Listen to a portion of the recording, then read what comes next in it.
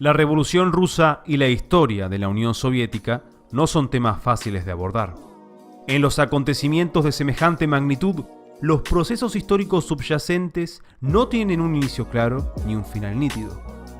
Explicar estos eventos desde una línea de tiempo estrecha puede ser muy limitante, porque detrás yace una cultura política y una historia social que vale la pena explorar y tener en cuenta. Por esta razón, el primer capítulo de esta serie es una introducción a Rusia, su historia e idiosincrasia política desde el siglo IX al XIX.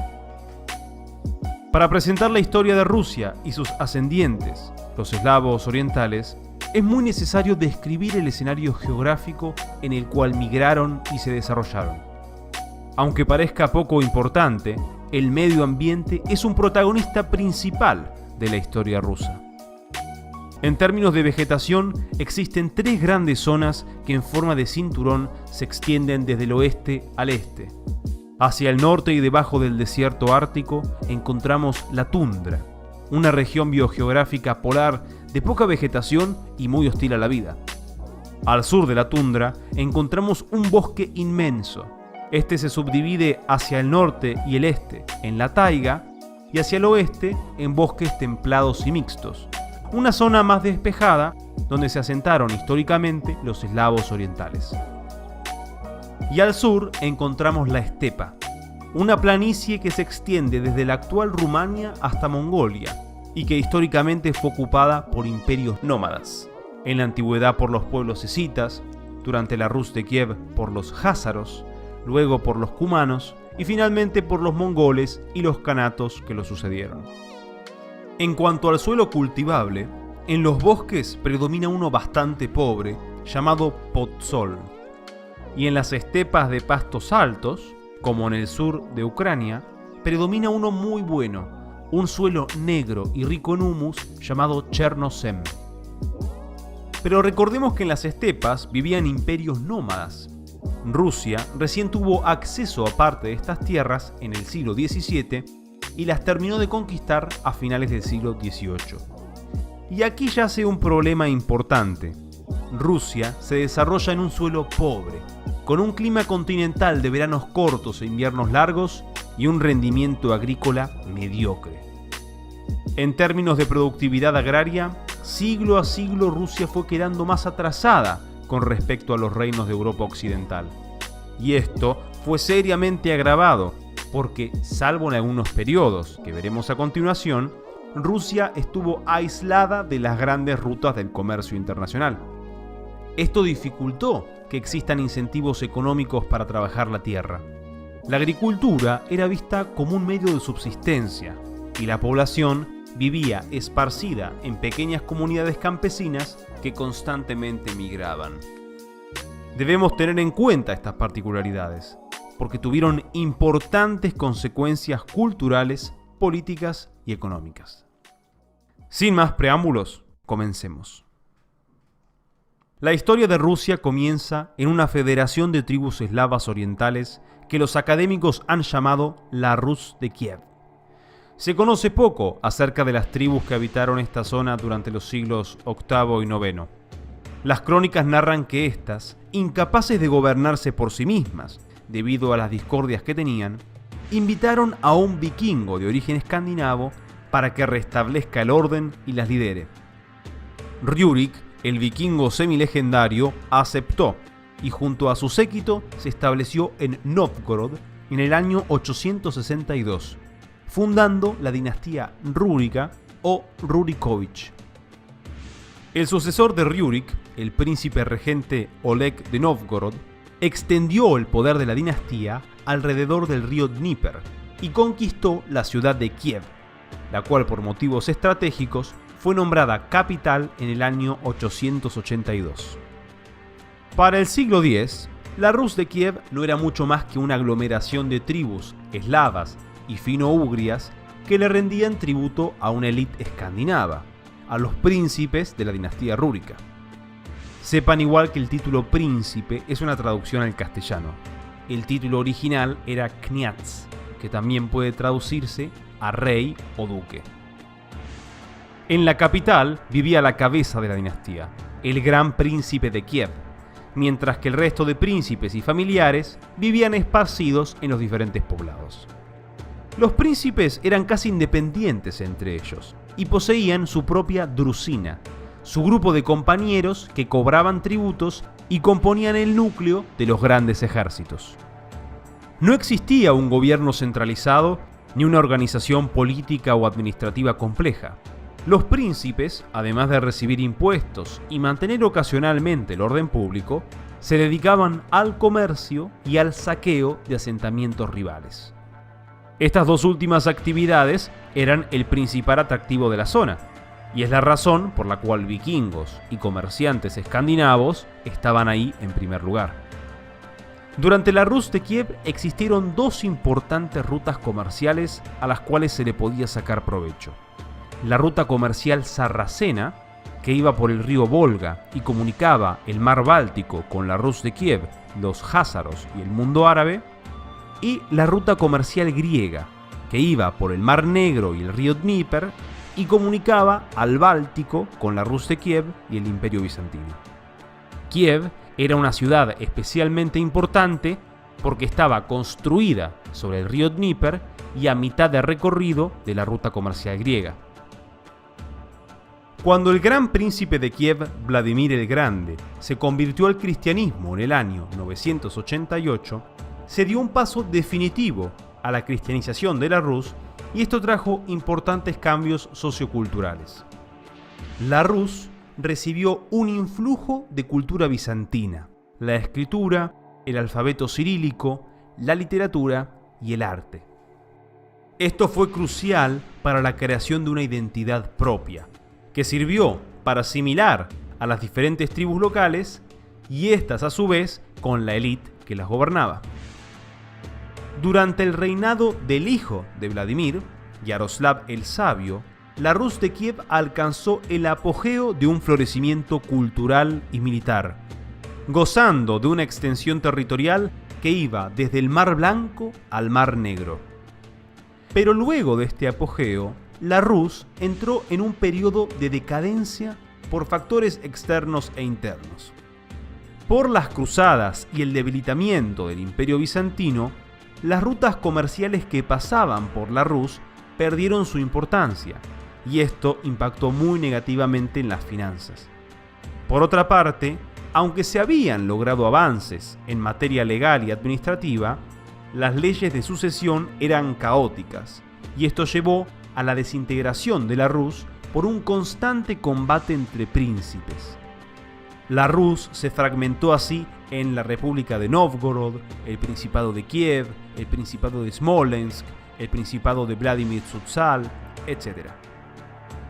El final terminó de la peor manera: la invasión mongola. 15 años después de una primera batalla de reconocimiento, la batalla del río Kalka, el nieto de Genghis Khan, Batu Khan, preparó un gran ejército e invadió la Rus en el año 1237. Los mongoles masacraron la población y asolaron las grandes ciudades. Novgorod logró salvarse por una serie de inundaciones que dificultaron el acceso a la zona, pero la ciudad de Kiev fue especialmente destruida y su población exterminada. Como las tierras de la Rus no ofrecían mucho, los mongoles no tenían interés en ocupar las tierras, por lo que se limitaron a cobrar tributos y llevarse reclutas. Usando expertos importados de China, hacían un censo de la población y cobraban tributos acorde a este. El Khan se volvió el soberano indiscutido, y en las ciudades había funcionarios mongoles que se encargaban de recolectar los tributos y llevarse a reclutas, generalmente niños. Existía una manera por la cual los príncipes podían mantener su autoridad. Debían visitar al Khan en la ciudad de Sarai Batu. Vestidos de mongoles, pasaban por un ritual y luego debían arrodillarse y rogar que les den el Yarlik, una credencial diplomática para ejercer el poder. Esto obviamente no era gratis. A cambio, los príncipes debían colaborar con los mongoles, recaudar más impuestos, más reclutas y reprimir el descontento. Más que colaborar, debían esclavizar a la población, sugería el historiador Nikolai Karamzin.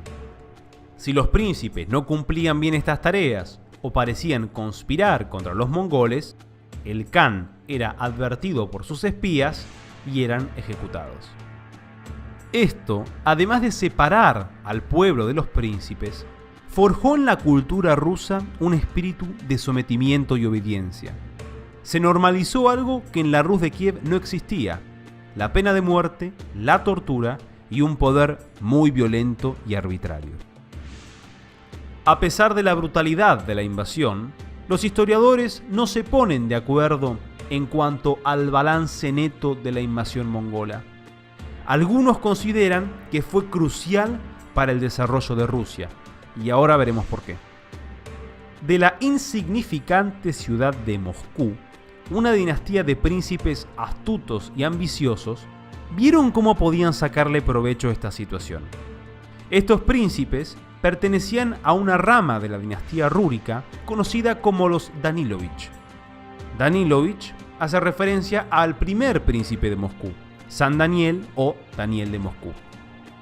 Los descendientes de Daniel, muy inteligentes, colaboraron estrechamente con los mongoles, o más precisamente con la Horda de Oro, y esto les dio una posición de privilegio y acomodo que usaron para expandir su poder y territorio. El hijo mayor de Daniel, el príncipe Yuri, se ganó la confianza del Khan y se casó con su hermana Konchaka. Feo nombre, pero excelente jugada, porque el Khan lo nombró Gran Príncipe de Vladimir, un título de gran poder que podríamos resumir como representante del Khan. El hijo menor de Daniel fue el príncipe Iván I, apodado Kalika, es decir, bolso de dinero. Él cobraba el tributo de los principados rusos en nombre del Khan, y lo hacía tan bien que en el proceso se volvió rico. El dinero lo destinó para comprar lealtades y así consolidar su poder. En el año 1380, cuando la Horda entró en un momento de debilidad por una guerra civil, el príncipe de Moscú, Dmitri el Don, nieto de Iván Kalika, lideró a los rusos y derrotó a los tártaros y mongoles en la batalla de Kulikovo. Esta victoria no fue definitiva. De hecho, 2 años más tarde, la Horda saqueó Moscú y asesinó a 24.000 personas. Pero sí marcó un punto de inflexión: el lento auge de una naciente Rusia y la decadencia de los mongoles y tártaros. Paradójicamente, quien lideró el auge de Rusia fue el pequeño y poderoso Principado de Moscú. Tras un siglo de consolidación interna, el príncipe de Moscú, Iván III el Grande, puso fin a la relación de vasallaje con la Horda de Oro y expandió enormemente los territorios del Principado, proclamándose soberano de toda Rusia. Iván el Grande conquistó el estado más poderoso de la antigua Rus de Kiev, la República de Nóvgorod, que había quedado relativamente inmune a la invasión mongola y que además había florecido económicamente por pertenecer a la Liga Hanseática, una famosa federación comercial medieval. Moscú también se expandió sobre el Gran Ducado de Lituania, recuperando así territorios que pertenecían antes a los principados de la Rus, pero que los lituanos habían tomado luego de enfrentarse a la Horda de Oro en la Batalla de las Aguas Azules. Y aquí vale la pena explicar un concepto que está detrás del nacimiento de Rusia. Iván, para justificar y legitimar su agresiva expansión, proclamó a Moscú la Tercera Roma. Como el Imperio Bizantino se había desintegrado luego de la caída de Constantinopla en 1453, Iván el Grande proclamó a su principado el sucesor y continuador del legado cultural, religioso e imperial de Bizancio. Recuerden que el Imperio Bizantino es una expresión creada por historiadores y que refiere a la mitad oriental del Imperio Romano, que pervivió casi 1000 años a la porción occidental. La Iglesia Ortodoxa tuvo un importante rol en legitimar este relato o reclamo. Moscú recibió muchas figuras religiosas que escaparon de Constantinopla y que reconocieron el reclamo de Iván, llamándolo zar, es decir, César. Por otra parte, Iván el Grande se había casado con la sobrina del último emperador del Imperio Bizantino, algo que también ayudó a su reclamo. Así es como desde Moscú se construyó un nuevo proyecto nacional, y este fue publicitado mediante la adopción de emblemas y símbolos del Imperio Bizantino, como el águila bicéfala, que continúa siendo el símbolo nacional de Rusia. El nieto de Iván III el Grande fue el infame Iván IV el Terrible, un personaje muy sombrío que hizo grandes reformas internas y que continuó la rápida expansión de Moscú. En el año 1547, Iván el Terrible se proclamó zar y gran duque de toda la Rus, dando inicio al zarato ruso, no confundir con el imperio ruso. Aquí hay que detenerse y analizar el régimen político que se estaba desarrollando. Los príncipes de Moscú tenían una visión muy peculiar de la soberanía. Ellos veían su reino como su propiedad personal. Para el historiador Richard Pipes, entre el siglo XV y XVII se consolidó un régimen patrimonial, un sistema donde no existía distinción entre soberanía y propiedad. El soberano era propietario de todo y ejercía al mismo tiempo el poder político y el poder económico. En la naciente Rusia, más que propiedad, existían dos tipos de tenencia que entregaba el príncipe o zar. La votchina, una tenencia que se le entregaba a los nobles y que podía ser heredada, y el pomiestie, una tenencia condicionada al servicio, es decir, uno la tenía solo y mientras tanto brindaba un servicio determinado, generalmente militar y a veces administrativo. En las ciudades, que eran pequeñas y poco pobladas, la mayoría de sus habitantes cumplían estas funciones. El régimen patrimonial y el carácter autocrático y despótico de la naciente Rusia puede tener semillas en la antigua Rus de Kiev, donde el poder fue ejercido sin una noción de mutua dependencia o reciprocidad de servicios. En este aspecto, Rusia no desarrolló el feudalismo de los reinos de Europa Occidental. Pero según Pipes y otros historiadores, el sistema político que se desarrolló en el Principado de Moscú y el Zarato ruso está muy ligado a las instituciones y los métodos políticos de los mongoles, de la Horda de Oro. Por último, es importante marcar que en la naciente Rusia se instaura la servidumbre. ¿Se acuerdan que al comienzo del video hablamos del suelo, los incentivos de la agricultura y los movimientos migratorios de los campesinos? Bueno, para resolver estos problemas, los príncipes de Moscú y los primeros zares hicieron que en ciertas zonas los terratenientes o el mismo zar pueda disponer de los campesinos como sus siervos. La servidumbre tiene similitudes con la esclavitud, pero en realidad son cosas diferentes. Los siervos vivían en sus propios hogares y eran propietarios del fruto de su trabajo, pero su libertad estaba seriamente recortada y recibían un trato pésimo. Continuamos con Iván el Terrible, quien tuvo un rol protagónico en la profundización de este sistema. Desde la muerte de su esposa Anastasia Romanovna, Iván se volvió un psicópata y un paranoico. Consolidó una monocracia autocrática y aniquiló a sus detractores. De esto se encargaban los oprichniki, su guardia personal, que también desempeñaba la función de una policía estatal, la oprichnina. Iván el Terrible era muy violento, y una vez le dio una golpiza a su nuera porque supuestamente vestía de manera inmodesta. El hijo y sucesor de Iván lo enfrentó, y en un ataque de ira, Iván lo golpeó en la cabeza con su bastón y lo mató. Este filicidio llevaría a una crisis dinástica.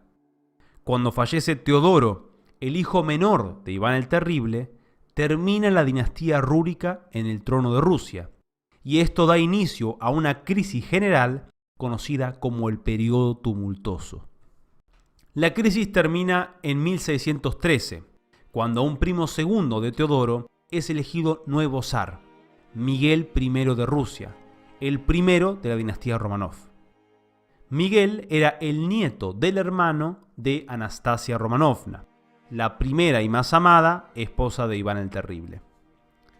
De la dinastía Románov surgieron grandes reformadores, zares dispuestos a cambiar Rusia para que alcance un poder militar y tecnológico que compita con las grandes potencias de la época. Uno de ellos fue Pedro el Grande, quizás el gobernante más importante de la historia de Rusia. Pedro quería que su nación sea una potencia militar, y para alcanzar esto veía necesario que Rusia se modernice, que adapte las instituciones, los métodos políticos e incluso la cultura de los reinos europeos. Pedro viajó y conoció Inglaterra, Francia y el Sacro Imperio Romano-Germánico. Contrató más de 800 ingenieros para que trabajen en Rusia y modernicen la industria civil y militar. Fundó la Academia de Ciencias de Rusia y la dotó con más de 2000 libros que trajo del exterior, e inauguró institutos de matemáticas, navegación, artillería, ingeniería y medicina. Imprimió manuales de etiqueta para que la nobleza se comporte con buenos modales y reguló la forma de vestir de la corte, instaurando el famoso impuesto a la barba. Acompañando esta serie de cambios, Pedro el Grande fundó la ciudad de San Petersburgo y se declaró emperador, dando inicio así al Imperio Ruso. Ahora, las reformas económicas e institucionales más importantes aparecieron recién en el corto reinado del emperador Pedro III y el reinado de su mujer, Catalina la Grande.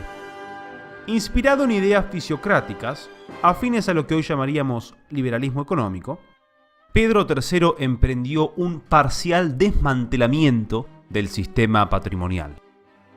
El primer paso en esta dirección ya lo había dado la emperatriz Isabel I cuando en 1753 abolió todas las tarifas comerciales internas.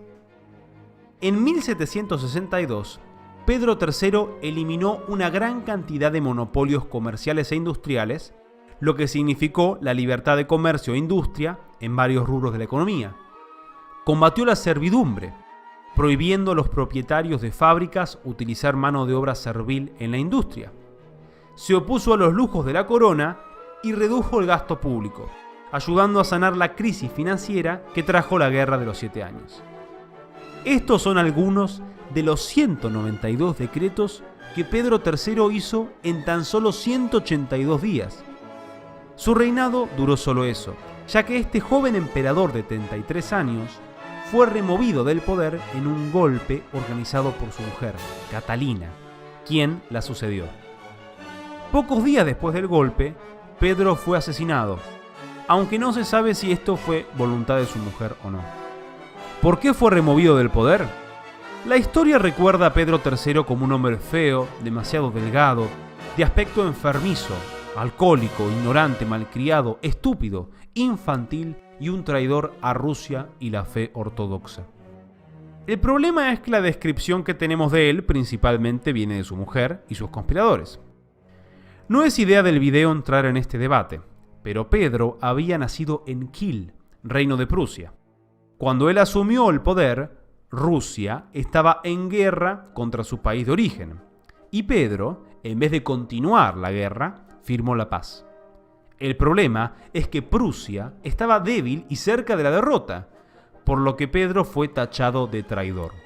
Y esto es posiblemente el principal motivo de su derrocamiento. De todas maneras, la mujer de Pedro III, la famosa Catalina la Grande, no dio marcha atrás a las reformas de su difunto marido. De hecho, decretó reformas complementarias, eliminando regulaciones en la actividad industrial y comercial, por ejemplo. Catalina se va a publicitar como una monarca ilustrada y civilizada. Ella debatía sobre el espíritu de las leyes de Montesquieu y se carteaba con sus amigos Voltaire y Diderot. Se presentó como la continuadora del proyecto que tenía Pedro el Grande: reforzar a Rusia como una potencia militar y continuar el proceso de occidentalización cultural, promoviendo el arte, el teatro, la música, la educación y la literatura. Hacia el final de su vida, Catalina, al igual que toda la nobleza rusa, se preocupó mucho por la Revolución Francesa y su continua radicalización. Esto llevó a que su política de tolerancia y promoción de las ideas ilustradas llegue gradualmente a su fin. Ejemplo de esto es el caso de Nikolai Novikov. Educado en la Universidad Estatal de Moscú e inspirado en ideas iluministas, Novikov fue el primer periodista de Rusia. En un comienzo, Catalina lo promocionó, aunque en ocasiones se ponía muy incómoda, ya que las sátiras de Novikov, además de ser algo polémicas, en ocasiones la criticaban a ella. Pero cuando estalló la Revolución Francesa y además Catalina se enteró que Novikov era un masón de altísimo grado, su empresa fue confiscada y él arrestado. Lo mismo ocurrió con Alexander Radishev, un intelectual que pertenecía a la baja nobleza y simpatizaba con las ideas liberales y republicanas. En 1790 escribió El viaje de San Petersburgo a Moscú, un libro que atacaba ferozmente al sistema de la servidumbre y la autocracia. Fue arrestado ese año y condenado a muerte, pero Catalina intervino y conmutó la pena por 10 años de reclusión en la Siberia. Catalina muere en el año 1796, habiendo alcanzado en buena medida los objetivos que se había propuesto en su reinado. Rusia era una potencia militar y había iniciado un importante proceso de florecimiento cultural. Entramos ahora a la parte final de este capítulo. Rusia en el siglo XIX, un siglo enigmático que anuncia el preludio de una tormenta. ¿Cómo podemos interpretar las problemáticas sociales que aparecieron en la etapa final del Imperio ruso? Principalmente por el carácter ambivalente de su modernización. El reformismo que caracterizó a Pedro I el Grande y los emperadores que le sucedieron no tenía un trasfondo ideológico, sino pragmático. Ellos se acercaron a Occidente e imitaron a potencias como Francia, Prusia y el Imperio Británico porque veían que esta era la única vía para que Rusia pueda equipararse militar y tecnológicamente con sus rivales. Y este cometido fue alcanzado con bastante éxito. Pero si bien los emperadores estaban muy contentos con su nuevo ejército y su nueva armada, el acercamiento a Occidente también trajo cosas problemáticas. La masonería, el pensamiento revolucionario, el liberalismo, el socialismo, movimientos utópicos basados en el romanticismo y el positivismo, y luego movimientos anarquistas, nihilistas y terroristas. Esto fue peligroso y especialmente explosivo, porque en Rusia todo cambió, pero nada cambió. Hay una nueva Rusia, la Rusia imperial, que entra en su edad dorada, que alcanza el cenit de su florecimiento cultural y que es líder en arte, música y literatura. Pero en lo social e institucional, aunque hubo mejoras, todavía prevalece la vieja Rusia, la autocracia y el despotismo. Un país agrario con buena parte de su población rural sometida a la servidumbre. Un país que prácticamente no tiene burguesía ni comerciantes, porque la economía fue siempre un gran monopolio del zar y algunas familias de la nobleza. Esta es la problemática que hay que tener en cuenta para analizar la etapa final del Imperio ruso. ¿Cómo pueden los emperadores manejar esta situación? ¿Hay que ceder a los nuevos movimientos políticos? Si es así, ¿cuánto? Si Rusia no tiene las instituciones de los países europeos, ni su cultura política, ni sus condiciones socioeconómicas, ni su infraestructura, ni su sistema burocrático y administrativo, ¿por dónde hay que empezar? ¿Y qué expectativas se puede tener? Continuamos con la cronología de Rusia en el siglo XIX. Catalina fue sucedida por su hijo, Pablo I de Rusia. Él nunca tuvo mucha atención de su madre y siempre se sintió muy maltratado.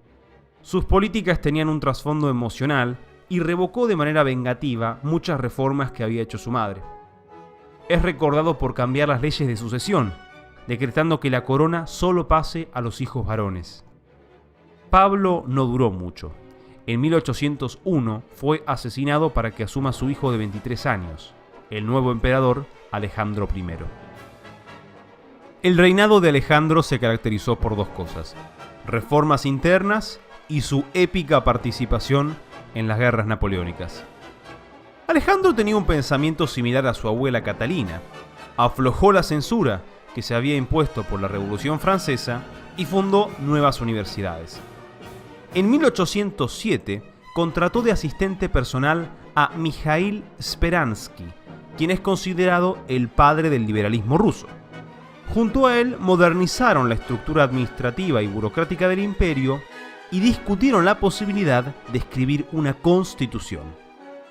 Pero el liberalismo de Alejandro se suspendió por un problema urgente: la invasión napoleónica. Como a una parte de la nobleza no le habían caído muy bien las reformas liberales, Alejandro decidió suspenderlas para mantener la unidad frente a la nueva amenaza. Napoleón invadió Rusia con el ejército más grande formado en la historia europea hasta ese entonces, casi 700.000 hombres. En su marcha hacia Moscú, fue enfrentado por el ejército ruso en la sangrienta batalla de Borodino, que terminó en un empate. El general Mikhail Kutuzov retiró sus tropas y pensó una nueva estrategia. En vez de defender Moscú, se podría evacuar completamente la ciudad y dejar que Napoleón avance. Cuando Napoleón llegó a Moscú, se encontró con una ciudad fantasma, que para colmo se incendió en sus 3/4 partes. Como no tenía suministros y no logró que Rusia se rinda, no podía hacer otra cosa que retirarse. Los rusos, con tácticas de guerrilla, hostigaron constantemente a los franceses, y cuando llegó el invierno, los soldados de Napoleón se congelaban y se morían de hambre. En fin, Napoleón fue humillado en Rusia y se estima que solo un 20% de las tropas francesas sobrevivieron a la invasión. Cuando la guerra terminó, Alejandro I no continuó con las reformas liberales, y esto hizo enojar a un grupo de nobles y oficiales del ejército que se habían entusiasmado. ¿Por qué Alejandro no continuó las reformas? La derrota humillante de Napoleón cambió su mirada acerca de qué tan urgente había que reformar Rusia. Pero hay otros motivos más misteriosos. Alejandro cayó bajo la influencia de la baronesa Bárbara von Krudena, quien tenía una tendencia reaccionaria, sectaria y ocultista. Ella convenció a Alejandro de cofundar la Santa Alianza, un pacto para proteger al absolutismo monárquico y combatir a cualquier movimiento insurgente. Alejandro, después de unos años, se cansó de la baronesa y le pidió que no lo molestara más. Pero igual había cambiado mucho. Se volvió una persona autoritaria, mística y paranoica. Mientras viajaba a Crimea en el año 1825, se dio la noticia de que Alejandro había muerto a sus 47 años de fiebre tifoidea. Su muerte fue un misterio, hasta el punto que muchas teorías afirmaban que fingió su muerte y se fue a la Siberia para vivir como un ermitaño. La teoría más aceptada es que Alejandro realmente murió y que durante la segunda mitad de su reinado habría desarrollado esquizofrenia. El problema es que durante esta etapa, como Alejandro había abandonado las reformas liberales, un grupo de jóvenes oficiales del ejército, la mayoría de ellos masones, formaron sociedades secretas e iniciaron las preparaciones de una revolución. Había grupos más conservadores, que solo querían una monarquía constitucional y la abolición de la servidumbre, y había grupos más jacobinos, que pretendían matar al emperador e instaurar una dictadura para la transición a una república. La revolución tuvo un cambio de planes por la muerte prematura de Alejandro. Los conspiradores, aprovechando esta situación, iniciaron un levantamiento, asumiendo que podían pasar sus demandas al hermano menor de Alejandro, Constantino Románov, quien era bastante liberal. El problema es que Constantino había renunciado al trono, y este había pasado legítimamente al hermano más joven, Nicolás I. En medio de esta sublevación, conocida como el levantamiento decembrista, el conde Mijaíl Miloradovich, héroe de las guerras napoleónicas, se acercó a los sublevados en la plaza del Senado, San Petersburgo, y les explicó de manera pacífica la situación, instándolos a que acepten que el nuevo emperador era Nicolás y no Constantino, quien también había dejado esto en claro. Mientras Mijaíl hablaba con los decembristas, recibió un disparo fatal por la espalda de parte de uno de los oficiales sublevados. Luego de varios intentos de negociación e intimidaciones para que los rebeldes se retiren, Nicolás I perdió la paciencia y ordenó que abran fuego contra los 3.000 rebeldes, quienes salieron corriendo porque estaban en una situación de mucha inferioridad. Nicolás I purgó a los conspiradores. Algunos fueron colgados y otros fueron recluidos en la Siberia. Las políticas de tolerancia e ilustración habían llegado otra vez a su fin, y Nicolás gobernó con mano de hierro. Si bien su preocupación por el orden y la estabilidad era razonable, esta problemática fue priorizada en detrimento de todas las demás. El emperador no manejó bien la situación y su intento de controlar la sociedad fue un fracaso. Algunos historiadores suponen que en 1855 Nicolás recibió la muerte como un alivio. Rusia estaba por ser derrotada en la guerra de Crimea, y aunque esta derrota no fue muy significativa, reveló la debilidad del imperio y el fracaso del reinado de Nicolás. Rusia estaba perdiendo su estatus de gran potencia. Se había estancado en un mundo que avanzaba a pasos agigantados, que se estaba industrializando, que tenía sus campos tapizados de ferrocarriles, que tenía impresionantes máquinas de vapor y equipos telegráficos que revolucionaban la comunicación. Nicolás I fue sucedido por su hijo, el emperador Alejandro II. Alejandro II, aunque con titubeos, entendió que era necesario dar pasos adelante. Una de las primeras cosas que hizo fue debatir la situación del campesinado. Luego de hacer unos preparativos, abolió la servidumbre en el año 1861. El siguiente paso de Alejandro fue hacer una gran reforma del poder judicial. Se simplificaron las leyes, se instauró el principio de igualdad ante la ley y el debido proceso, se introdujeron audiencias públicas, juicios con jurado y el colegio de abogados. Siguiente paso, instaurar formas de gobierno local más democráticas. Se establecieron los Zemstvo, consejos regionales de administración cuyos miembros eran elegidos por los locales. Estos se encargaban de mantener las carreteras y puentes, de manejar la educación y la salud pública y de resolver problemas locales. Siguiente paso, reformar el ejército y la armada. Se opta por tener un personal más reducido, pero más profesional. Se reduce enormemente la duración del servicio obligatorio y se decreta que todos los reclutas van a aprender a leer y escribir. El ministro de guerra, Dmitri Miliutin, pensó que de esta manera se podía reducir el gasto en el ejército y se podrían destinar los fondos a construir ferrocarriles y nuevos caminos. Y entre otras reformas, Alejandro II le da autonomía a las universidades, mejora la educación primaria y secundaria, legaliza la banca privada y revoca las leyes de censura que había hecho su padre. Alejandro emprendió una serie de reformas profundas para guiar a Rusia hacia un país más desarrollado e industrializado. Estas reformas no fueron fáciles de hacer, porque perjudicaban a un statu quo que vivía gracias al sistema de la vieja Rusia. Y miren qué contradicción. A pesar de estas reformas nunca antes vistas, grupos radicales conspiraron contra Alejandro, y terroristas de izquierda intentaron asesinarlo 7 veces. El 13 de marzo de 1881, 2 bombas fueron lanzadas contra el carruaje del emperador Alejandro. La primera no logró hacerle daño, pero la segunda le arrancó las piernas. Fue llevado al Palacio de Invierno, recibió los ritos finales, la última comunión, y murió frente a su hijo Alejandro y su nieto Nicolás, quienes serán los últimos zares de Rusia. Alejandro iba a tener una reunión esa misma semana para preparar su última gran reforma: comenzar la transición a una monarquía constitucional. Así, el asesinato del emperador fue una desgracia para los reformistas y fue un motivo de celebración para los grupos nihilistas y anarquistas, quienes llamaron a continuar la violencia. Llegamos al fin del primer capítulo de esta serie. Para concluir, basándonos en las observaciones del historiador Richard Pipes, vamos a comentar cuáles son los 3 grandes factores que nos pueden ayudar a entender los problemas de la historia de Rusia. Primero, las condiciones geográficas y climatológicas de Rusia siempre representaron una dificultad para su desarrollo.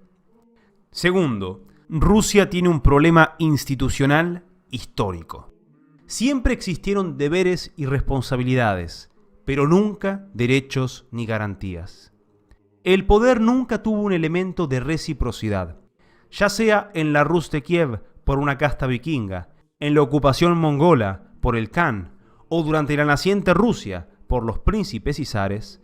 El pueblo era una masa sometida que debía rendir tributo y que a cambio solo debía conformarse con no ser aplastada. En Rusia nunca se desarrolló el feudalismo de los reinos occidentales. No existía la noción de un contrato bilateral o un sistema de mutua dependencia como el vasallaje. Y tercero y más importante, el sistema patrimonial fue el gran obstáculo para que Rusia pueda alcanzar su gran potencial. A partir del siglo XV se consolidó un sistema donde el zar poseía su reino como su propiedad personal.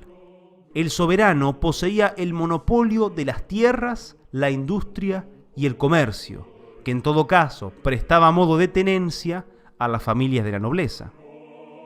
Como vimos, este sistema fue gradualmente desmantelado hacia fines del siglo XVIII y mediados del siglo XIX, pero eso no quita de un día para otro todos los problemas que trajo.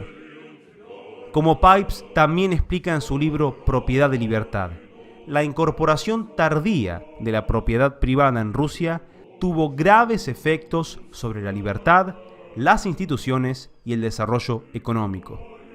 Rusia era un país agrario, con una población rural que vivía en condiciones miserables. La mayoría de ellos vivían en obshinas, comunidades campesinas de carácter comunal que tenían reminiscencias de la organización de las tribus eslavas.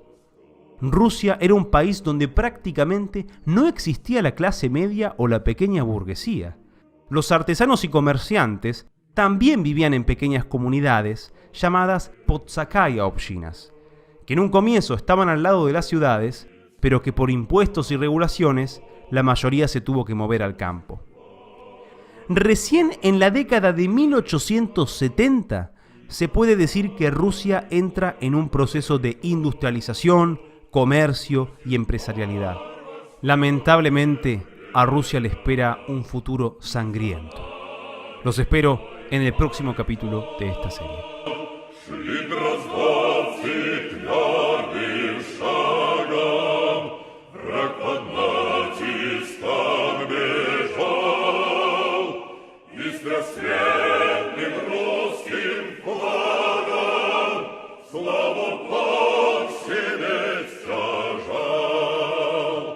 Быстросветным русским флагом